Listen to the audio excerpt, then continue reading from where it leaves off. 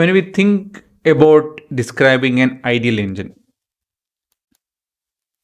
we are talking about an ideal engine. If we can, so what do we want? So if this represents an engine, all it does is work. So does it need any, heat flow or any source of energy? No.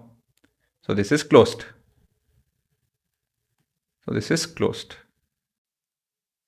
This would be a case of ideal engine. I can do a better job. Let me take a second. Okay, so we have an engine. So we have a place wherein heat can flow in, or you can put in energy and it does some work. But ideally, if we could imagine, if things allowed, if nature allowed, we would want to cap this. So no source of energy, but we will get to do work. So basically we're talking about a car that can run forever without going to any petrol pump or any station or nothing. No solar, no nothing. It just keeps running. Right? So this keeps running forever. As and when you want, it will keep running. So this would be an ideal scenario. So it is given, this scenario is given a name, that is your perpetual motion machine. PMM in short is an hypothetical or imaginary machine designed to operate indefinitely without external energy input. It helps us to understand the fundamental law of thermodynamics. So this is the starting point, This is the starting point to build an actual machine, right? So when we think about describing an ideal machine, the very first idea that comes naturally to us is a machine that will run forever without any input. So that is your perpetual motion machine. So it's an attractive starting point because it tells us what a perfect engine would look like.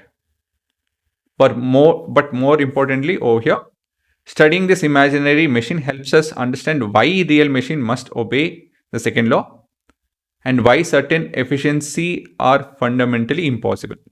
Right? So that's why we are studying this.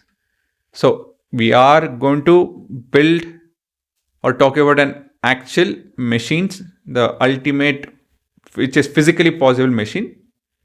But our starting point is your perpetual motion machine. So we discussed two versions. So the first kind or the first version is it violates the first law, and the second kind violates the second law. So let's have a look. The PMM of first kind. A machine that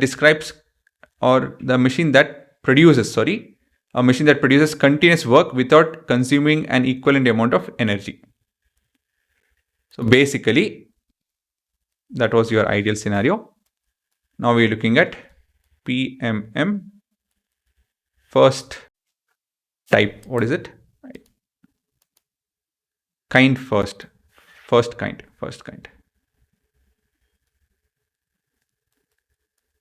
So what it tells is, yes, you have an engine. It does take in some energy, but it does a lot more work. So basically, if we represent work as something like this, the input energy is something like this. So your Qn is smaller while the work out is huge. So this violates the first law, right? Energy cannot be created nor destroyed. It clearly violates that. So here work out is pretty greater than the heat in. So the violation is that the first law of thermodynamics. The reason is that this particular statement implies that the creation of energy from nothing. So this is PMM1 is physically impossible due to energy conservation. Next, PMM second kind. So the definition, it operates in a cycle, okay? It absorbs heat from a single thermal reservoir, converts all the heat energy completely into work. So basically we have seen this. So this is your PMM second kind. So we have the engine in, work in, out, and you're giving some energy in, work is getting done, but you're capping this. So this is closed. So that's your second kind. So can this happen? No, this cannot happen. So we are talking about a 100% efficient engine, which is not possible. So all your energy in, so from here, this implies Q in is equal to W. So this clearly violates the second law. And that's why this is called as PMM second kind. And what else do we have? Why second PMM second is impossible? Because it will violate the second law. So let's see what we basically have over here. We first need a flow of something, and then we place a turbine or an engine in the flow. Okay, this is my way of explaining. See guys, it's like this. If you have, let me take up a simple scenario. If you have a slope, right? And say you have bunch of some round material, for example. Imagine that you have a bank of this. Okay. So there is a big reservoir which has all of this. So you can imagine that. Now, in between the top and the bottom, I keep a, what is this? A turbine.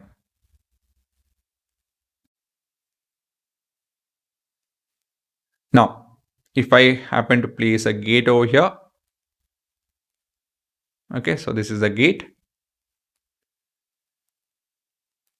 If the gate is closed, okay, what happens? Nothing happens. The engine will not, there's no generation of electricity. Only if it's open. So when it's, as and when it's open, this will flow out.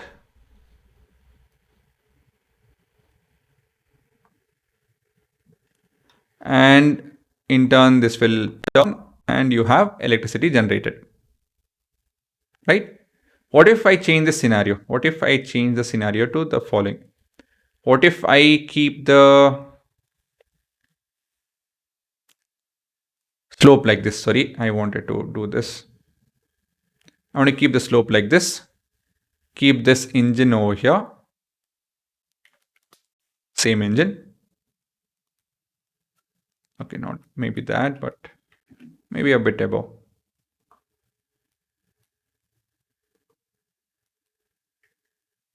And have this reservoir in this place.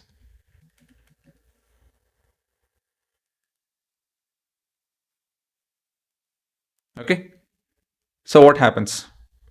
Will we get electricity? You might tell that, you know what, some of it can go out and it might turn the turbine. Okay, let me agree to that. Post that what? No, right?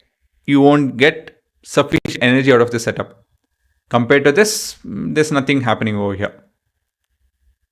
So basically, why is that this is working?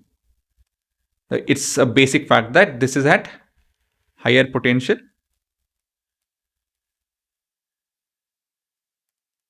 And this is at lower potential.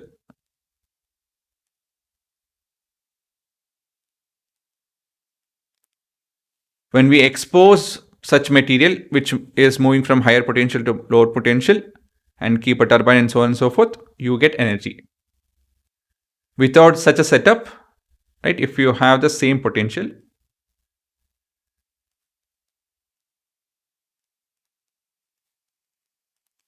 you won't have any energy flow. Right? This is something that we are very aware of. Now, related to energy flow. So when you don't have, you don't allow the heat, or actually we don't have the concept of heat if you don't have difference in temperature. There's no moment of energy itself, is it not? So that's what PMM does not work. So it is impossible to construct a device that operates in a cycle and converts heat absorbed from a single reservoir completely into work. So just getting exposed to this, an engine will not work. Complete 100% heat to work conversion is in a cyclic process is fundamentally impossible. Some heat must be rejected to the colder sink. So next is, there's one more aspect. So why is PMM second impossible? There's one more aspect. Energy quality. This is a bit new. See, heat at lower grade energy and work at a higher grade energy is not possible. The second law forbids the complete conversion of low grade energy into a higher grade energy, even under ideal condition. The portion of heat must always remain in its low grade state. So when we're talking about lower grade energy, we're talking about disordered motion. And higher grade energy is ordered force. So we can't have disorder, randomly moving things to create a higher grade ordered force. That's not possible. There will be some loss of energy. If you think about it, you can imagine, for me, I'm able to imagine, randomly moving water or something, or gas. So it will collide against the walls, it will collide against each other. There's some kind of friction and bouncing and so on and so forth. So when that is happening, that is your low grade energy. You cannot take this in and convert it to a high grade energy. So that's the second limitation. Okay, so again, we're talking about PMM second kind. First limitation is that you cannot completely use up the energy just by exposing the engine to only one setup. You need to have both the higher and lower potential. You need to have heat sink and cold sink. Only then the heat will flow and then the engine works. That's your first limitation. Second limitation is something new to us. We are talking about low grade energy and high grade energy. So you need to understand this. When we're talking about low grade energy, it's disordered motion. High grade energy is ordered force. So low grade energy, I told you, any random moving particles. It has energy, but the energy is of lower grade. So finally, we have comparison. Real machine versus your PMM2. Machine process and obeys law. Okay. Real heat engine must reject heat and thus satisfying second law. Refrigerator requires external work, again satisfying second law, the Clausian one. While your PMM2 gives work with C is equal to 0, which violates the second law. And final recap and exam definition. So common student mistake. So it's wrong for us to tell that 100% efficiency is possible, it's impossible. It's only due to friction and losses. So you can't tell that 100% efficiency is impossible only due to friction and losses. It's not true. The correct thing is that if a fundamental limit it's a fundamental limit set by the second law. Even in ideal scenario, reverse engine efficiency will be less than 100%. So this is something that people confuse. They think that because we don't have 100% efficient because of friction. It's not so. Even if you have an ideal scenario, our efficiency can't reach 100%. We'll be seeing that actually. Okay guys, so yeah, I think I'll give you guys an overview over here.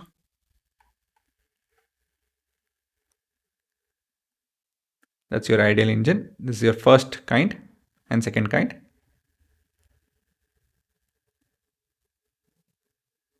And why the second kind does not work. This is one of the reasons. And another reason is your energy quality. So yeah, you can start from this. You can read through and see what you want to write.